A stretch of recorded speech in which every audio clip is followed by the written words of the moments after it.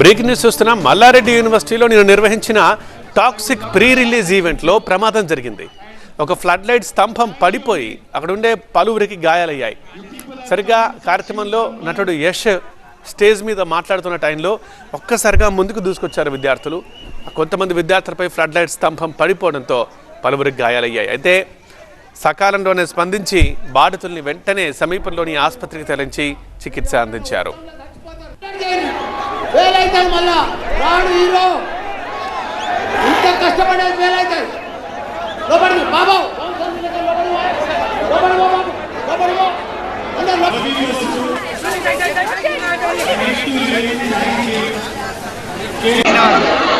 Keep going. Success will be yours.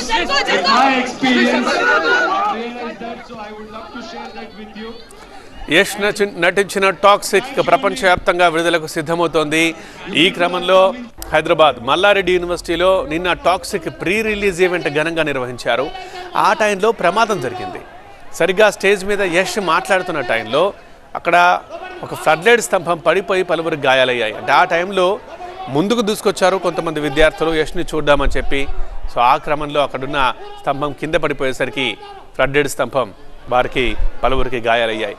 వెంటనే అక్కడున్న సిబ్బంది అండ్ వచ్చిన యువత కూడా గమనించి బాధితుల్ని వెంటనే దగ్గరలోని ఆసుపత్రికి తరలించారు. వారు చికిత్స పొందుతున్నారు. ఇక ఎవరికి ఎలాంటి హాని జరగకపోవడంతో అందరూ ఊపిరి పీల్చుకున్నారు.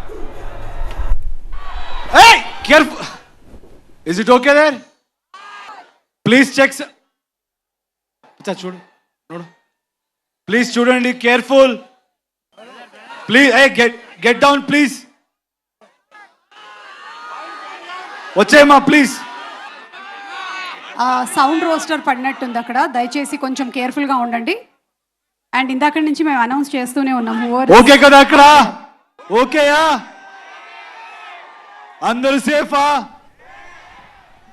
ఓకే.